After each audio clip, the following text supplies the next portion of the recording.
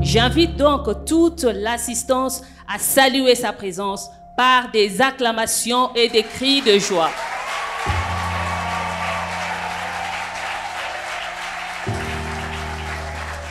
Je salue vivement, avec toute ma déférence, la présence de son Excellence Fifi Masuka Saini, gouverneur de la province du Lualaba, qui assure la matérialisation de la vision du chef de l'État ici en province à travers un leadership féminin d'excellence que je vous demande aussi de l'acclamer comme il se doit.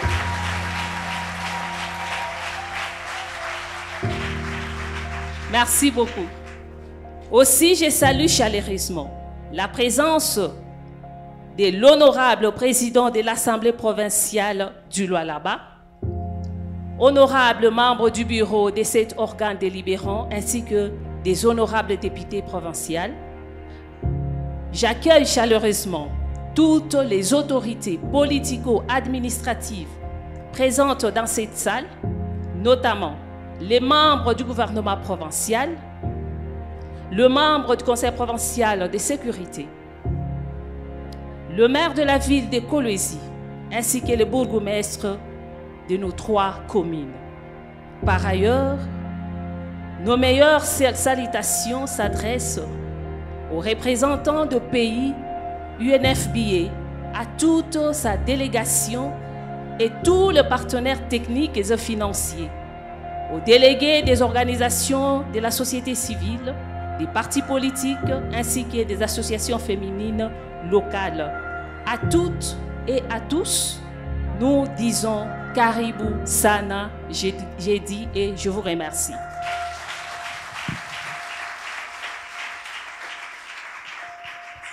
Merci beaucoup, Madame la Commissaire Générale du Lualaba, en charge du genre, famille et enfants. Docteur Eugène Kongniou est représentant du Fonds des Nations Unies pour la population en République démocratique du Congo. Je vais l'inviter lui aussi à bien vouloir prendre la parole. Mesdames et messieurs, c'est un plaisir pour moi d'être ici avec vous à l'occasion de la Journée internationale de la femme. Et j'ai l'honneur de vous lire le message de Dr Natalia Kanem, la directrice exécutive de UNFPA. Les femmes et les filles, dans toute leur diversité, ont le droit fondamental de vivre à l'abri des violences et d'avoir un pouvoir sur leur corps et leur vie, dans les espaces virtuels et physiques. C'est pour cela que UNFPA a lancé une campagne dénommée Body Right pour attirer l'attention sur le manque de protection auquel les femmes et les filles sont confrontées en ligne. La technologie a des possibilités infinies. Elle a le pouvoir d'élargir le réseau, les opportunités et les esprits. La technologie facilite l'accès numérique, l'alphabétisation, l'acquisition des compétences, des moyens de subsistance à l'éducation, en passant par la participation à la vie civique. Nous avons besoin de la technologie. Pourtant, la technologie est également plus en plus mal utilisée, les femmes et les filles étant ciblées de manière disproportionnée. Les populations marginalisées, les peuples autochtones, les personnes handicapées peuvent être encore plus vulnérables. L'inégalité du genre relative à la technologie est souvent décrite comme la question de réticence des femmes et des filles envers la technologie. Ce n'est pas le cas.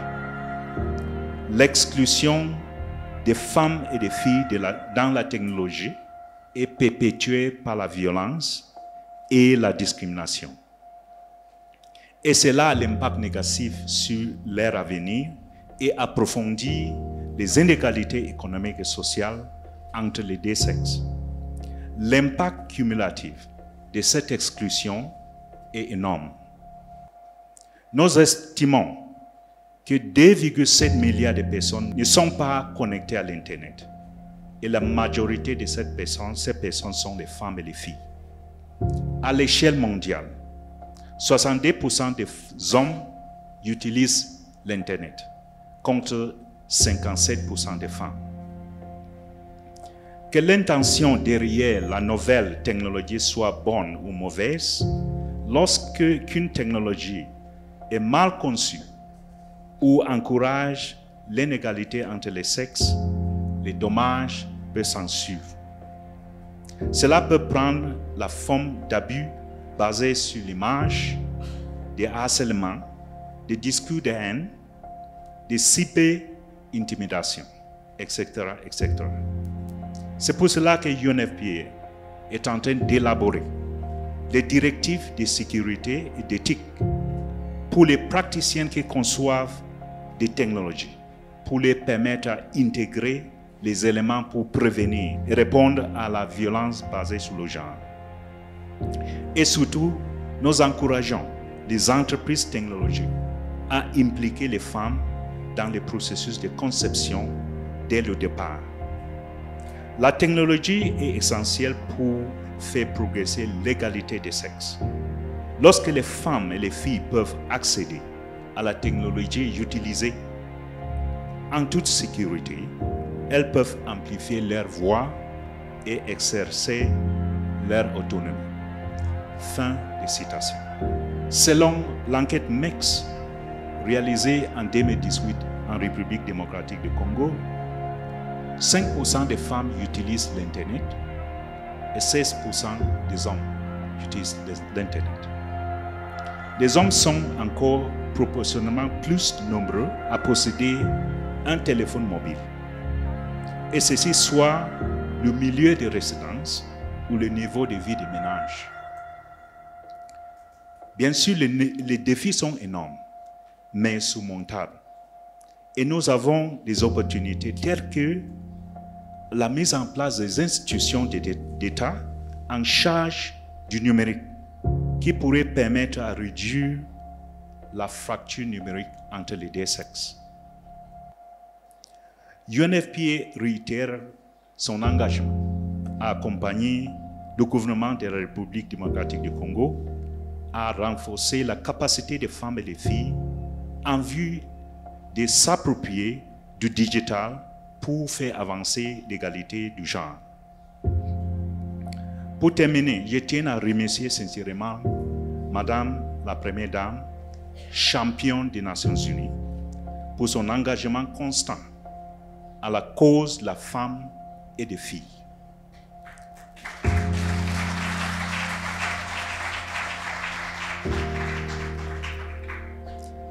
J'exprime également toute ma reconnaissance au gouvernement provincial et à Madame la gouverneure précisément de Lualaba pour l'excellence partenariat avec UNFPA.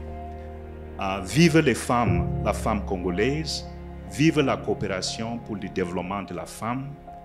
Je vous remercie pour votre aimable attention. Asante Sana.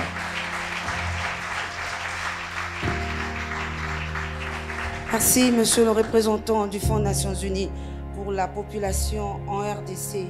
Distinguées premières dames, mesdames, messieurs, voici venu le moment d'écouter nos experts en matière de lutte contre les violences basées sur le genre. C'est donc un cadre qui vous est offert, chères dames, pour discuter à fond sur l'écart persistant entre les sexes en matière d'accès au numérique et qui vous empêche d'exploiter pleinement le potentiel des technologies alors que l'espace numérique offre de nouvelles perspectives pour l'autonomisation économique et sociale. Le panel sera donc conduit par M. Jean-Serge Loumou. Il est directeur de cabinet de son Excellence Madame la Gouverneure, la ministre provinciale du genre. J'invite M. Jean-Serge Loumou à me succéder ici sur ce podium pour conduire le panel des experts. Pour cette conférence, 4 sous-thèmes ont été retenus et je vais inviter tour à tour les panélistes à prendre la place devant Je vais d'abord ici inviter M. Cédric Ntimba. Il est directeur de cabinet adjoint au bureau de la très distinguée Première Dame, Madame Con Prodige Kayombo, qui est conseillère chargée du genre, famille et enfants au commissariat général du gouvernement provincial ici dans le Lualaba. Après elle, nous aurons Madame Mireille Ikoli, qui est spécialiste à l'UNFPA. Nous terminerons avec Madame Aimée Magnang. Elle est la responsable nationale de REPAF, qui est une ONG qui s'occupe de la promotion de l'autonomisation de la femme dans tous les secteurs de la vie, et le coach en leadership et sur des questions de violence basées sur les genres. Je donne d'abord la parole au directeur de cabinet adjoint. J'interviens en tant que coordonnateur adjoint de la commission multisectorielle qui a été mise en place pour mettre en place le Fonds national de réparation pour les victimes des violences sexuelles liées au conflit, mais aussi contre les victimes des crimes contre la paix et la sécurité de l'humanité. Je voudrais commencer par un bref aperçu du contexte général qui a conduit à la mise en place de cette loi qui, en réalité, est une grande réforme. Et notre pays a fait un pas important dans la réparation des préjudices qui avaient été commis sur les victimes des violences sexuelles. Nous sommes en RDC, ça fait plus de 3 décennies que les communautés à travers les pays vivent dans l'insécurité. Nous avons l'exemple de l'Est, où l'insécurité à l'Est a causé des dommages énormes, des pertes en vies humaines, des violences, des viols. Le viol a été utilisé comme arme de guerre dans certains coins de notre pays. Il ne s'agit pas seulement des violences liées aux guerres, mais aussi des violences liées aux conflits communautaires. Juste à titre de rappel, il y a quelques mois, nous avons tous suivi, nous savons tous ce qui s'était passé au Grand Bandundu, le conflit entre Teke et les Yaka. C'est que ces violences, ces conflits sont récurrents. Et le contexte général, c'est que les victimes de différents conflits ont toujours été délaissées. Depuis 1993 jusqu'à ce jour, tous les processus de paix, tous les processus de réinsertion, de réintégration n'ont concerné que les bourreaux. Aujourd'hui, les victimes des violences sexuelles, les victimes des crimes graves contre la paix et la sécurité se comptent par milliers. Et beaucoup d'entre elles, d'ailleurs, nous ont quittés et n'ont jamais connu les réparations. Donc il était, je pense, important de pouvoir réparer cette injustice-là, parce que ces victimes ont perdu la vie, parce que des conflits, des conflits communautaires, mais aussi à cause d'un certain moment de cette volonté manifeste de pouvoir exploiter les ressources minières qui est la principale cause des violences qui sévit à travers le pays. En 2019, la Première Dame a été désignée UN Champion, donc champion des Nations Unies sur les questions des violences sexuelles en zone de conflit. Et dans le cadre de sa vision plus forte, dans l'un des axes est la violence sexuelle basée sur le genre, elle s'était donné la mission de pouvoir porter cette cause des victimes qui sont oubliées, celles qui aujourd'hui sont stigmatisées parce qu'elles ont été violées, qui aujourd'hui vivent en marge de la société, qui ont été totalement détruites, mais qui n'ont pas droit à la parole. Elle s'était donné cet engagement de pouvoir leur prêter sa voix pour plaider leur cause. Et depuis, elle mène un certain nombre de plaidoyers, dont le plus important a été l'organisation en 2021 d'une table ronde inclusive qui réunissait toutes les parties prenantes, que ce soit les cadres institutionnels, il y avait la présidence, la primature, la société civile, les mouvements des survivantes et les mouvements d'aide aux survivantes. Donc c'était 2 jours de réflexion qui avaient conduit à un certain nombre de recommandations, notamment de la mise en place d'un fonds pour réparer les victimes des violences sexuelles liées au conflit. À la suite de cette table ronde, il a été institué au sein de la présidence de la République, par décision du directeur de cabinet, une commission multisectorielle pour réfléchir à la mise en place de ce fonds-là. La commission a commencé ses travaux en février 2022 et il était question premièrement de poser les bases, parce que l'objectif en tout de ce processus qui s'inscrit dans le cadre de la justice transitionnelle, c'est de pouvoir réconcilier les communautés. Aujourd'hui, il est difficile de pouvoir penser la paix sans pour autant réparer les préjudices causés par les victimes. D'autant plus que ces communautés sont liées, elles vivent toujours ensemble et il faudrait à un certain moment commencer premièrement par reconnaître le mal qui a été causé et procéder aux réparations. Mais il fallait d'abord mettre en place un cadre juridique. Donc la première mission de la commission était de pouvoir réfléchir sur un cadre juridique et je pense que c'est ce cadre-là que je voudrais faire l'économie à l'auditoire ce jour. Il y a une loi qui a été adoptée et promulguée en décembre, le 26 décembre 2022, la loi numéro 22-065, qui fixe les principes fondamentaux pour la réparation, la protection et la réparation des victimes de violences sexuelles liées au conflit, mais aussi les crimes contre la paix et la sécurité de l'humanité. Cette loi comprend 7 chapitres. Le premier chapitre, disposition générale, les définitions des différents termes. Pourquoi? On doit définir c'est qui la victime. On doit connaître c'est qui la victime. Et deuxièmement, c'est quoi un conflit? J'aimerais préciser que le fond, cette loi en fait ne concerne essentiellement que les victimes des violences sexuelles et crimes graves liés au conflit.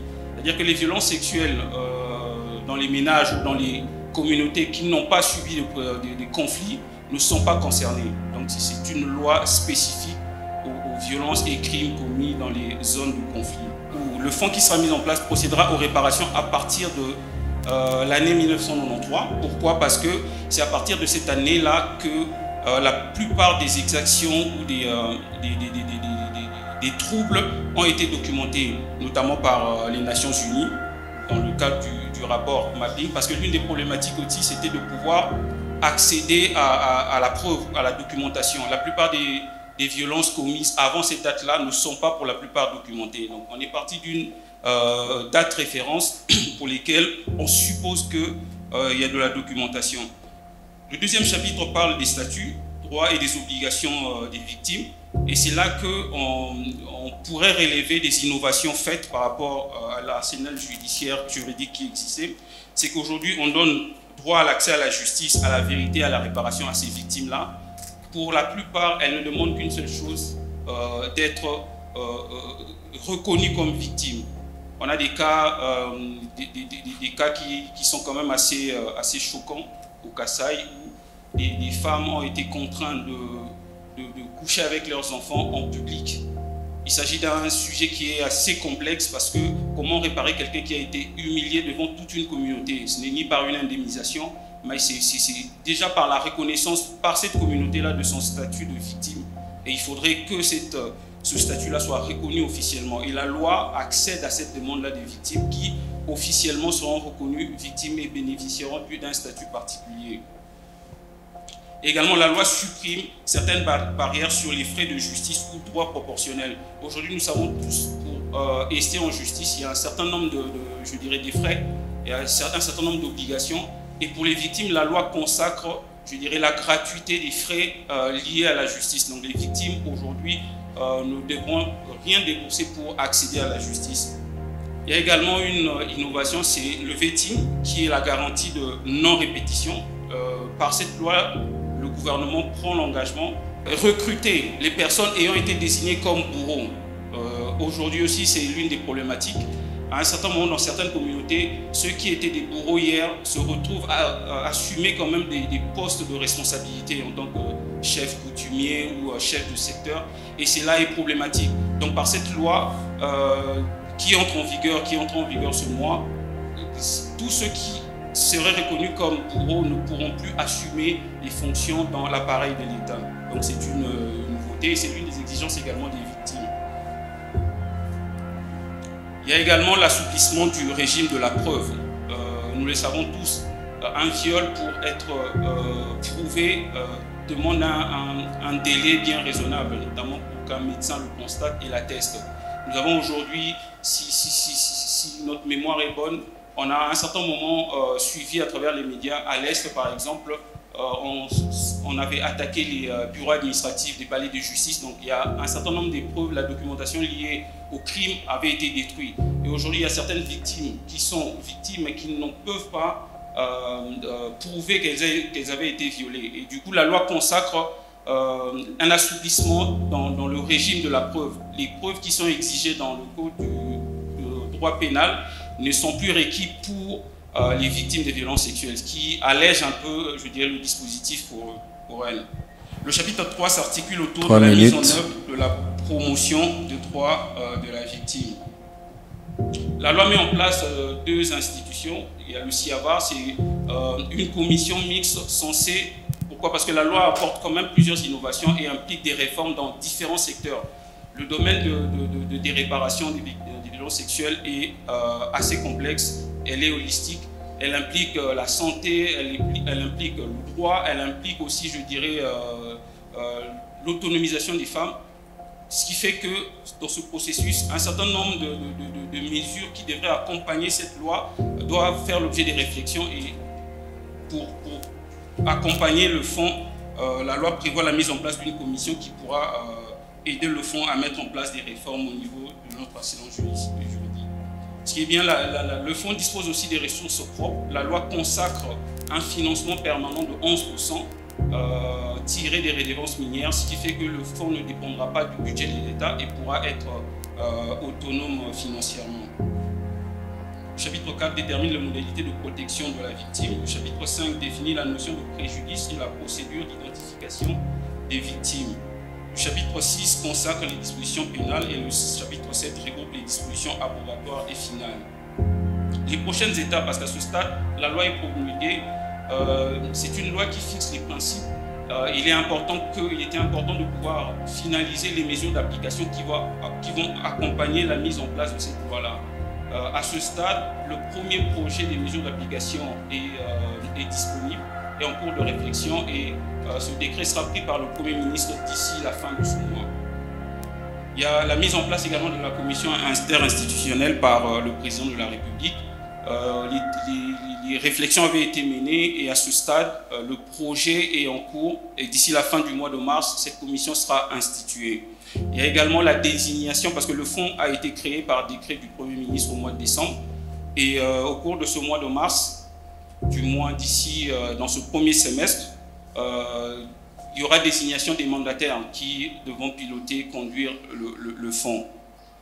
Et en fin de compte, c'est que pour éviter, je dirais, les erreurs que l'on constate dans la mise en place de certaines initiatives, il a été jugé nécessaire de pouvoir réfléchir sur l'opérationnalisation et le fonctionnement du fonds. C'est-à-dire qu'avant la désignation des mandataires, que ces mandataires trouvent des études déjà réalisées. Pourquoi? Parce que l'innovation dans ce mécanisme, c'est que le fonds n'a pas l'initiative d'être partout. Le fonds doit s'appuyer sur un écosystème à mettre en place. Et cet écosystème repose sur toutes les associations d'aide aux victimes, mais aussi les mouvements des survivants. On a voulu mettre les survivants au centre de cette initiative.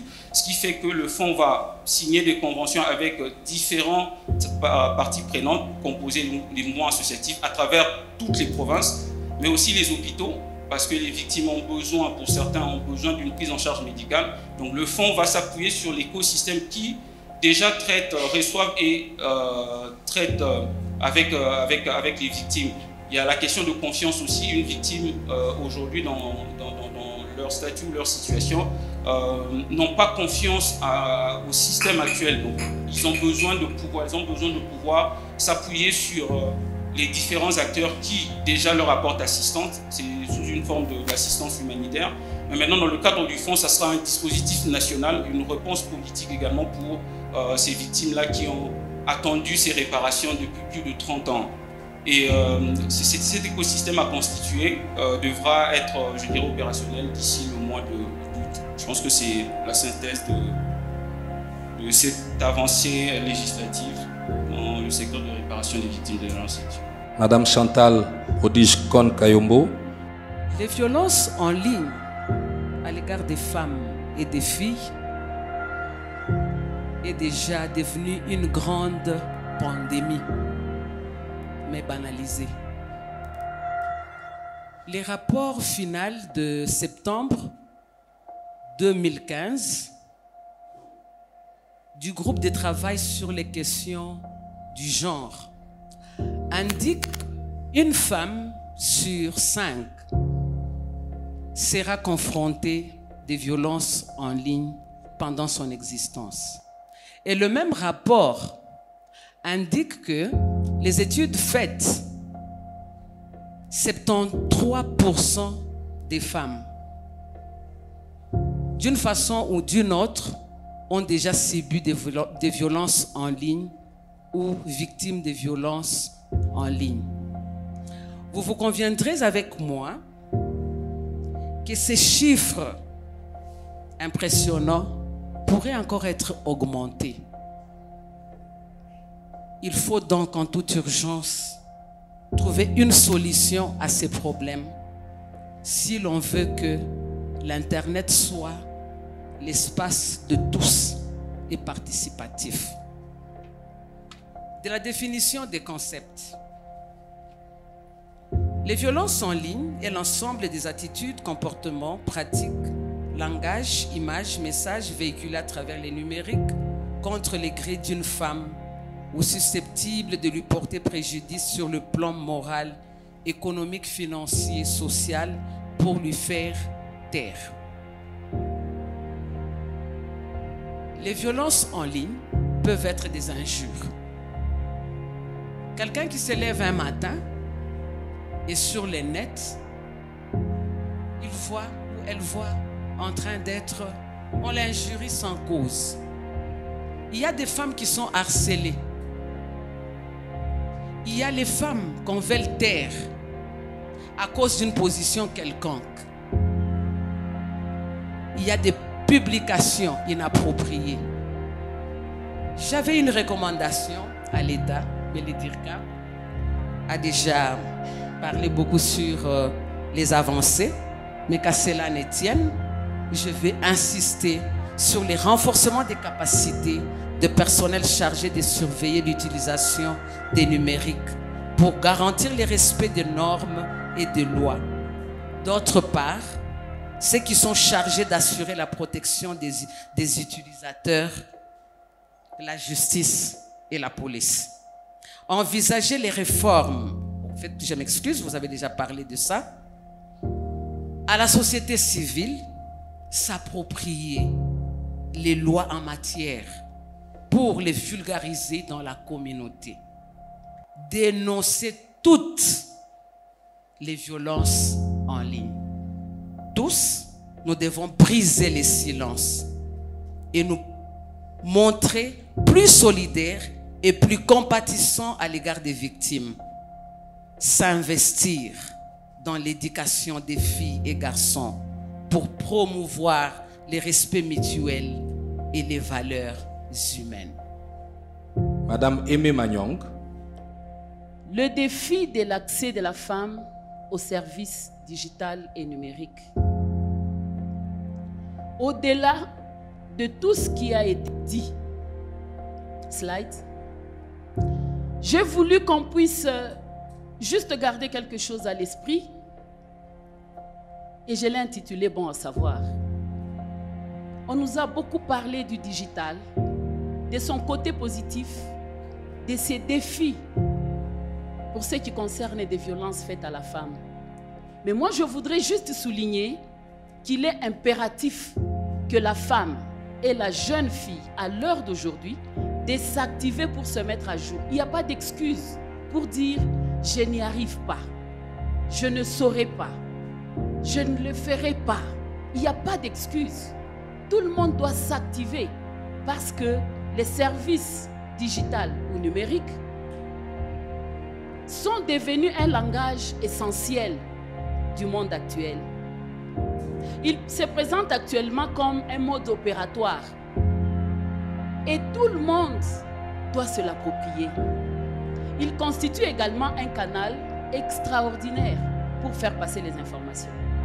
Et pas le moindre, toutes les informations dont nous avons besoin, mais également des informations stratégiques.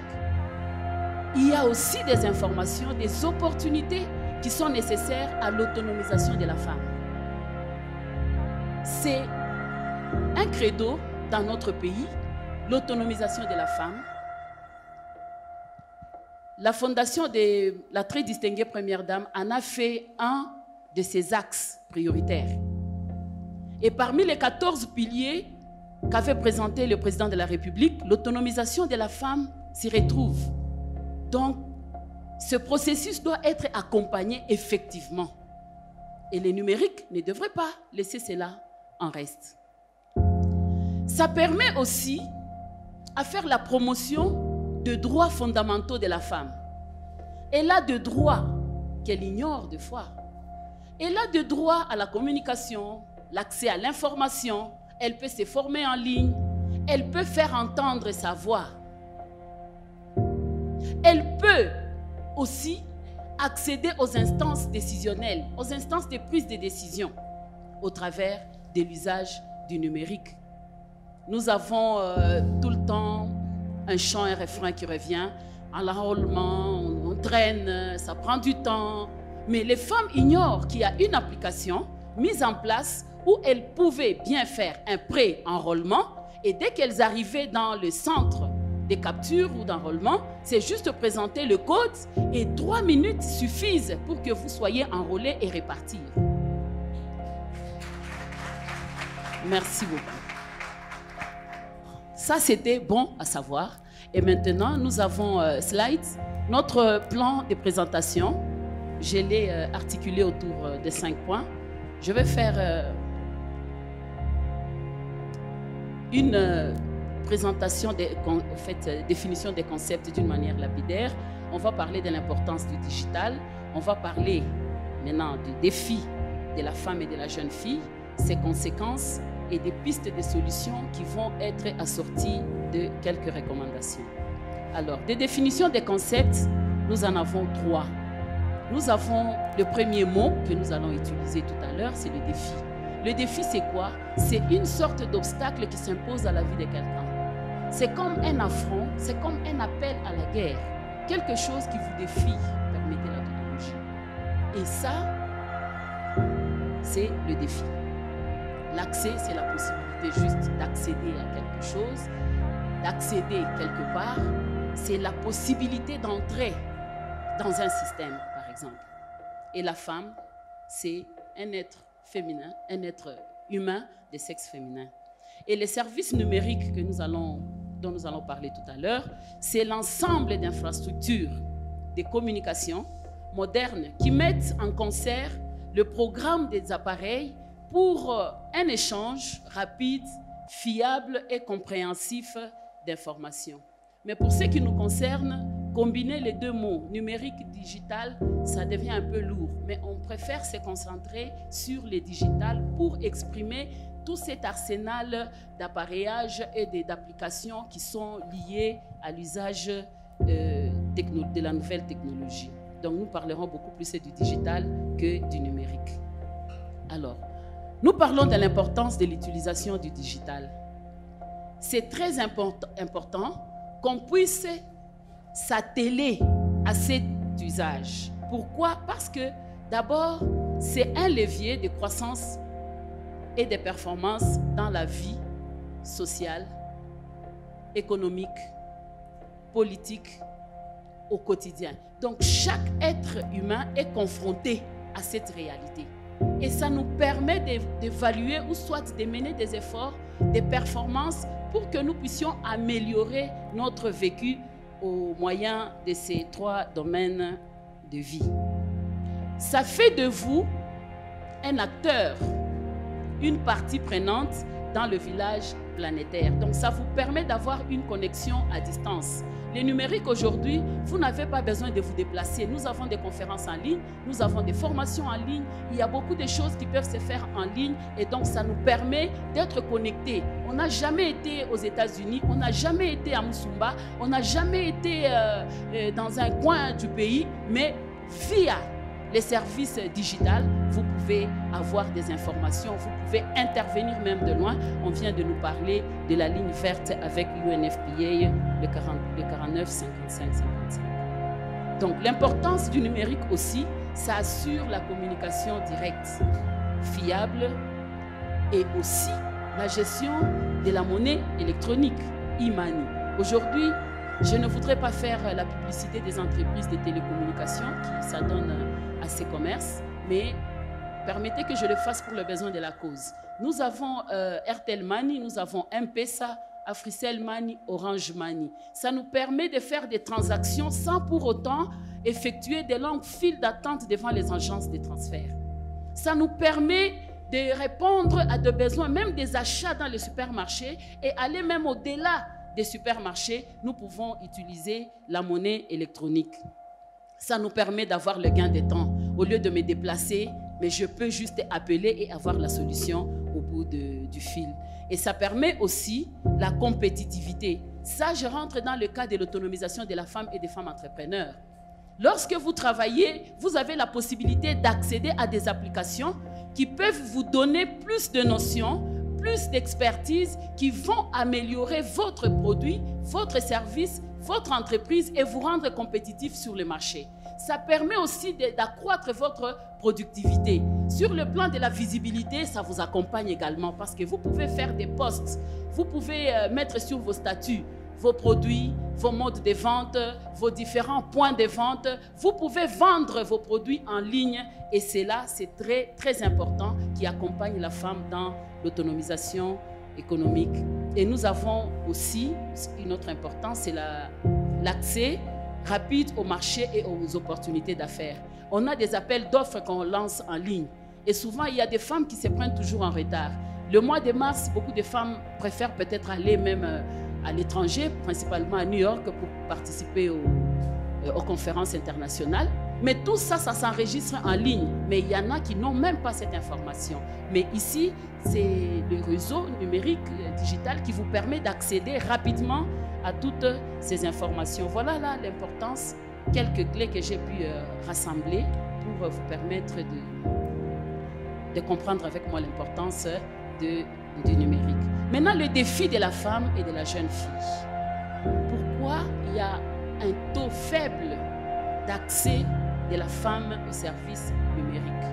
Ici, le premier défi, je parle du stéréotypage segmenté du secteur. Ça veut dire quoi? Les femmes ont des portables, elles ont des ordinateurs, elles ont des tablettes, elles ont tout cet arsenal-là. Mais qu'est-ce qu'elles en font?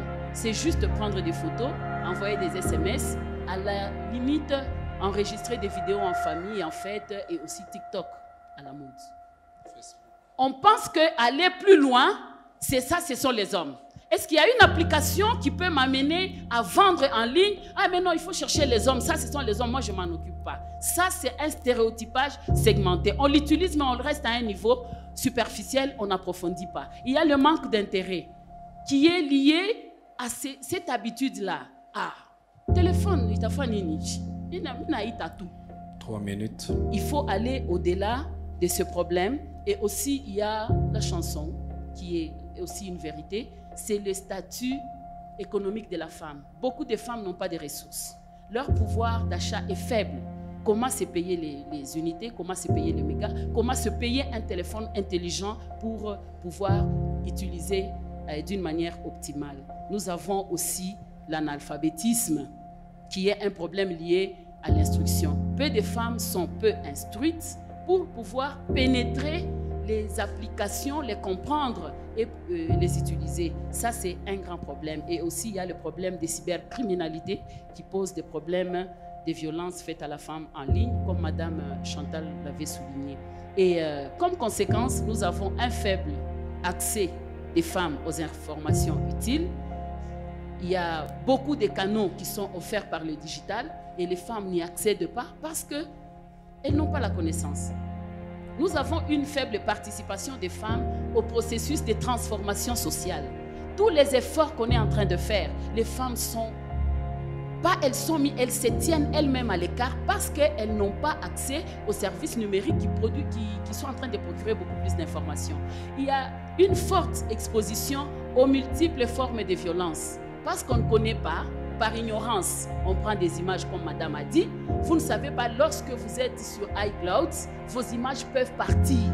Et on peut les récupérer et les subtiliser, vous serez juste surprise. Et ça, il faut vraiment s'y mettre. Et une autre conséquence, c'est une faible visibilité des initiatives et des activités féminines. Les femmes travaillent beaucoup. Elles cultivent, elles transforment, elles vendent, elles rachètent. Tout ce qu'elles font, elles sont leaders. Elles accompagnent les femmes. Elles posent des actions. Mais c'est très peu vulgarisé. Pourquoi?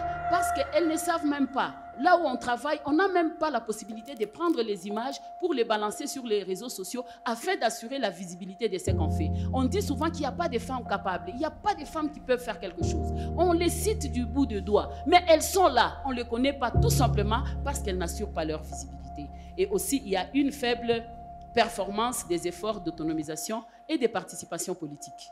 Les femmes ne savent pas les innovations qu'il y a dans la loi électorale. Les femmes ne sont pas au courant qu'une liste d'un parti politique qui présente plus de la majorité des femmes, ce parti-là ne paiera pas la caution. Donc, cette information est très importante que les femmes les sachent pour qu'elles s'activent et améliorent leurs prestations dans les partis politiques. Et comme elles n'ont pas l'information, la faiblesse, c'est qu'il y a une faible participation. Et aussi, il y a l'émergence d'une génération de femmes déconnectées et déphasées, qui vont être dysfonctionnelles dans les générations futures, parce qu'elles n'ont pas de notions de base. Le monde de demain, c'est un monde digital. Et aussi, il y a la traite des êtres humains. Excusez-moi, vous l'avez appris pour Tiporta, c'est une mauvaise utilisation de l'information numérique. On envoie des messages sans les vérifier, sans chercher de contre-vérification. On se lance et on tombe dans les pièges des bourreaux. Alors, qu'est-ce qu'il faut faire? Slide. Aujourd'hui, nous avons le choix de décider. Soit nous avançons pour le succès, soit nous gardons les statu quo et nous allons échouer. Mais pour ça, moi, je me dis, nous devons aller de l'avant. Les pistes de solutions, c'est qu'il faudrait promouvoir les services digitaux par l'organisation des sessions de formation en faveur des femmes. Je sais qu'Excellencia travaille pour donner les bourses aux jeunes. Mais nous autres, les mamans ici, nous avons aussi des besoins qui pourraient aussi bénéficier de cette grâce. Et comment les mamans peuvent-elles? Merci beaucoup. Et les mamans vont bénéficier d'une autre manière. Mais je voudrais d'abord parler de cette bourse-là. Si on pouvait aussi regarder comment équiper les écoles primaires, faire même un plaidoyer au niveau du gouvernement pour que les écoles primaires soient déjà équipées des infrastructures numériques. Comme ça, dès le bas âge, les enfants accèdent déjà à ces pratiques et ça va aller plus loin. Et nous croyons que doter les organisations féminines qui travaillent, il y en a tout plein ici et même dans d'autres provinces, des équipements pour la création des plateformes digitales. Ça demande des moyens, ça demande des équipements et aussi des centres de formation physique, en plus des formations en ligne que les femmes peuvent faire. Mais il faudrait aussi un centre où on a des ordinateurs, où les mamans pouvaient venir à tour de rôle apprendre comment manipuler un téléphone, comment manipuler un ordinateur, comment faire juste une saisie des textes. Et ça, c'est très important pour permettre à ce que les femmes accèdent à ces types de services.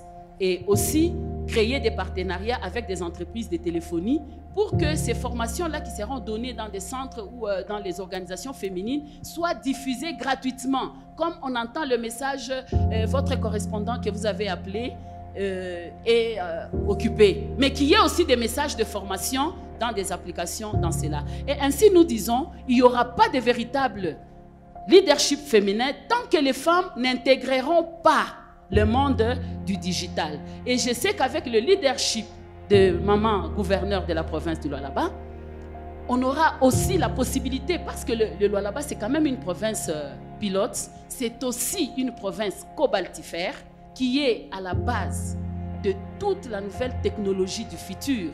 que les jeunes qui sont dans des écoles, dans des instituts, soient initiés même dans la fabrication des accessoires de téléphonie, qui va faire aussi une plus-value dans le travail qu'ils sont en train de faire pour la transformation du cobalt, mais cette fois-là à petite échelle. Et voilà ce que je voulais recommander pour cette brève présentation.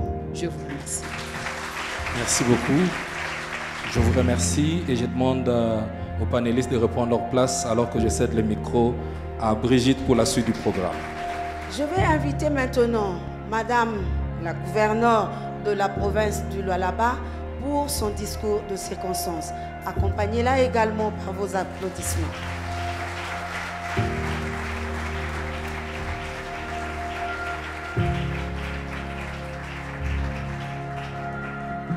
Je rends grâce à Dieu notre Père, maître de temps et des circonstances, qui a rendu possible l'organisation de cette célébration dédiée aux droits fondamentaux de la femme et qui nous a bénis à travers la visite spéciale de sa servante, la très distinguée première dame de la République démocratique du Congo, Maman Denise Nyakero Tshisekedi.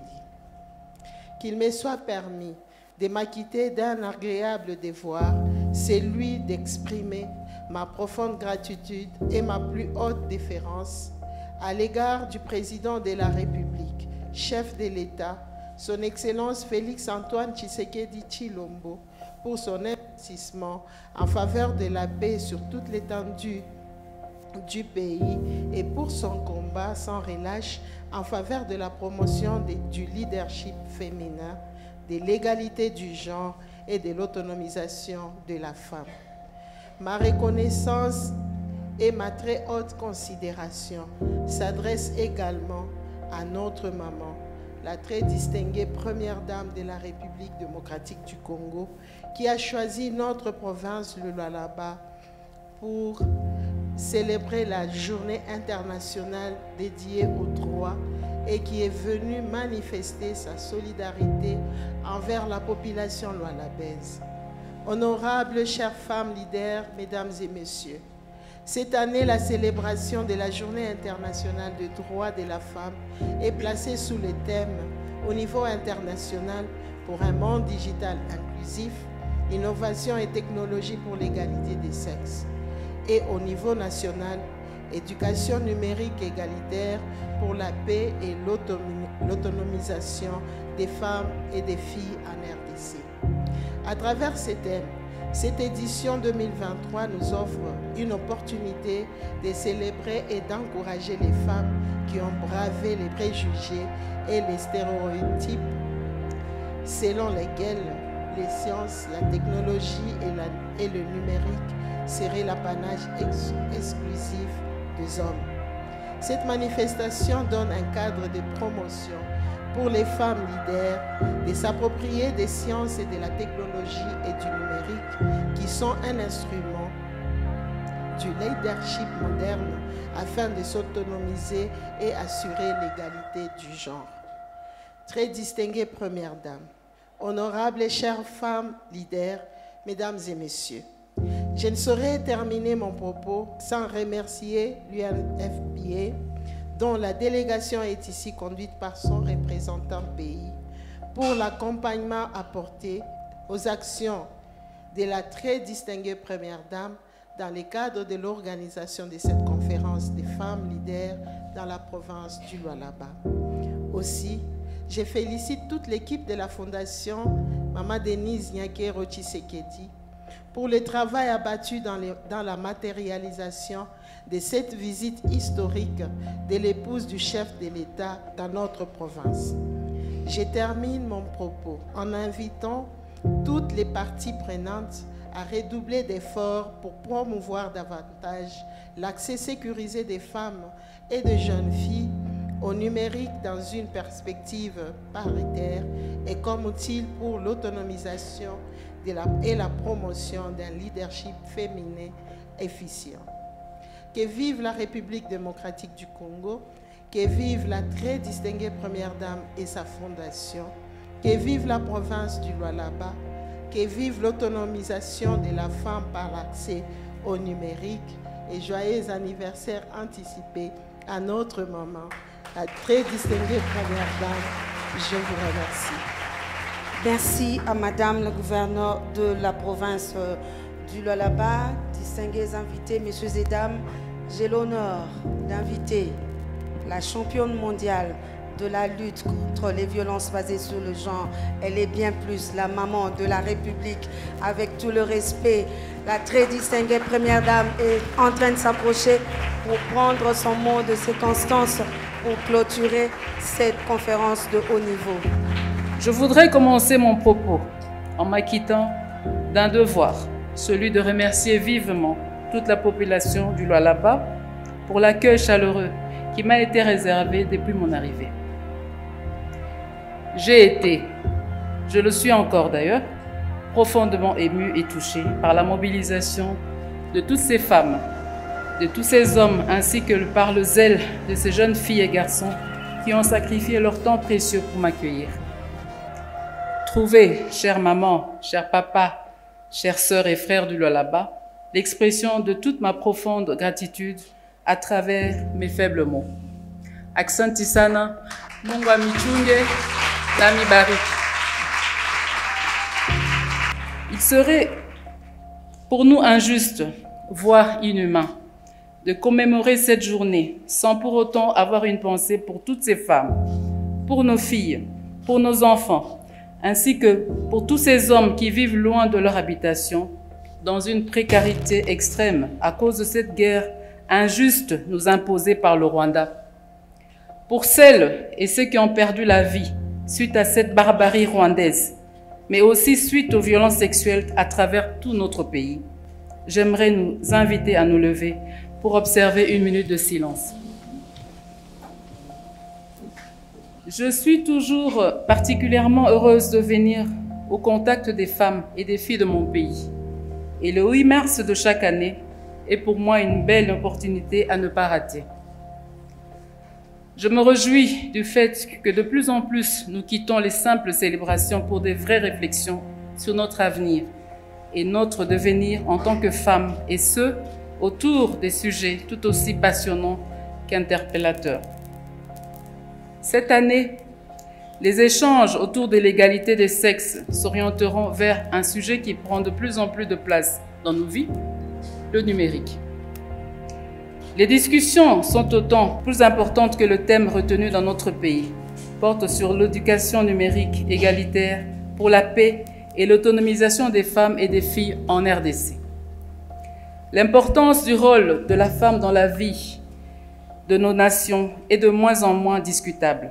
Mais il nous faut maintenir la pression sur les décideurs majoritairement masculins pour une amélioration continue des droits de la femme et de la jeune fille. Et c'est pour cette raison que je me suis toujours fait le devoir d'aller à la rencontre des femmes et des filles de province pour parler, mais surtout écouter, afin de remplir mes obligations de porte-parole des sans-voix. Cette itinérance m'a ainsi menée à Mbujimayi et à Kananga en 2020, et cette année, c'est ici chez vous, je dirais chez moi, dans la belle ville de Kolwezi, que nous passerons du temps à réfléchir sur notre avenir. Mesdames et messieurs, la réalité sur terrain est telle qu'il apparaît clairement que les filles et les femmes sont faiblement scolarisées dans les disciplines qui leur permettraient d'être performantes dans le monde numérique, c'est-à-dire les STEM, acronyme anglais pour sciences, technologie, ingénierie et mathématiques. Cet état de choses fait en sorte que l'écart se creuse encore davantage entre les garçons et les filles.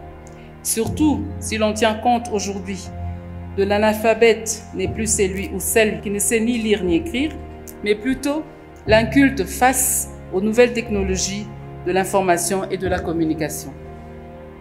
Le monde avance à une vitesse effrénée. À l'ère actuelle, nous ne pouvons ménager aucun effort pour très vite rattraper le train de ces innovations qui nécessitent une implication de la majeure partie de la population, et particulièrement celle des femmes et des filles. Cette implication évitera d'occasionner une débâcle du tissu familial et un retard dans nos ambitions de développement en tant que nation. D'après plusieurs études concordantes, Si nous ne faisons rien en tenant compte de la progression démographique de notre pays, d'ici 2050, notre population sera la plus sous-éduquée du monde. Ce sera encore plus dramatique si les femmes représentant la majeure partie de notre population n'ont pas accès à l'éducation tournée vers le numérique. Pour apporter ma petite pierre à l'édifice, ma fondation accorde des bourses d'études dans les STEM aux filles brillantes pour essayer à notre manière de contribuer à la réduction des inégalités hommes-femmes dans le secteur du numérique. À ce jour, 107 bourses ont été accordées depuis 2019, réparties de la manière suivante. 17 bourses STEM accordées dans le cadre du programme Excellencia, dont 14 à l'international et 3 au niveau local. 80 bourses STEM accordées en partenariat avec l'ASBL STEM DRC. 10 bourses STEM accordées à des jeunes étudiants de l'Institut supérieur des techniques appliquées, ISTA. Et nous avons l'ambition d'en faire plus. Comme je le dis souvent, le combat que nous, femmes, menons chaque jour dans la droite ligne des célébrations du 8 mars, jour de commémoration de la lutte pour les droits des femmes, ne nous est pas destiné, mais plutôt aux générations futures par lesquelles nous avons une responsabilité morale de bâtir et préserver l'avenir. Nous, femmes et mères, savons combien il est difficile de réussir, combien il nous est arrivé de vouloir abandonner à cause de préjugés et autres stéréotypes qui nous conduisent simplement à un rôle de ménagère. Nous sommes aujourd'hui gouverneurs, ministres, députés ou sénatrices, chefs d'entreprise. Nous avons l'obligation morale d'orienter nos filles et nos sœurs vers une appropriation des outils numériques qui les aideront à trouver une issue. Je l'espère de tout cœur favorable dans un monde où les inégalités persistent. Nos choix nous définissent, dit-on. Soyons conscients que les choix que nous ferons aujourd'hui définiront l'avenir et le devenir des familles, des communautés dont nous avons la charge. Faisons donc le bon choix, celui de la paix et de l'autonomisation des femmes et des filles par l'entremise du numérique. Rappelons-nous que les outils numériques sont répandus et que leur usage multiple concerne plusieurs sphères de la vie. Aucun domaine, ou presque, n'y échappe. À titre d'exemple, je ne sais si aujourd'hui nous pouvons nous passer de l'utilisation de nos téléphones portables, avec lesquels nous pouvons faire presque tout. C'est ici pour moi l'occasion de reconnaître et de féliciter les innovations portées par nos brillantes filles du pays dans le domaine du numérique. Elles repoussent les limites du savoir, font la fierté de toute la nation et façonnent le monde à la hauteur de leur imagination. J'ai rencontré certaines d'entre elles, comme Joséphine Ndézé, au Nord Kivu, pour son application SOS Mama, visant à réduire la mortalité maternelle, ou encore Mehdi Kabantima du Congo central, avec Kisi App, une application pour lutter contre les faux médicaments en Afrique. Elle est actuellement dans le processus de bourse de ma fondation pour une spécialisation. J'ai également entendu parler de la contribution des braves femmes du Congo, Call Center, sur les questions de violence sexuelle. Les exemples sont nombreux et nous nous devons de les encourager pour susciter l'émulation parmi nos filles, ainsi favoriser l'éclosion du génie créateur en chacune d'elles et, in fine, l'émergence d'une classe de femmes entrepreneurs indépendantes. Mesdames et messieurs, distingués invités, comme cela est l'usage lors de chaque journée du 8 mars, je vous renouvelle mon engagement permanent d'accompagner et de soutenir les initiatives visant l'amélioration des conditions de la femme et de la jeune fille, ainsi que leur développement intégral. J'aimerais tout de même attirer notre attention sur les risques que présentent également ces outils numériques. Au-delà d'une certaine forme de dépravation, d'acculturation que la numérique peut favoriser dans nos sociétés africaines conservatrices, il y a également le cyberharcèlement. Redoublons de vigilance et protégeons nos enfants face à ce fléau grandissant. À cet effet, nous encourageons le gouvernement de la République dans la prise de décision idoine pour lutter contre de tels fléaux, notamment par l'adoption et la mise en œuvre du Code du numérique, devant en tout état de cause permettre de gérer ces aspects de nos vies. Je conclurai mon adresse de ce jour en rappelant que l'avenir n'est radieux que s'il est correctement préparé aujourd'hui. Agissons dans le sens de ce que nous nous sommes résolus dans les assises de ce jour à Kolwezi, capitale de la province minière du Lualaba, et nous aurons contribué à la promotion de la paix et à la définition d'un monde plus égalitaire avec des femmes fortes et autonomisées. Que vive le futur égalitaire pour les générations actuelles et futures, que vive la femme congolaise forte et indépendante, que Dieu bénisse la République démocratique du Congo. Je vous remercie.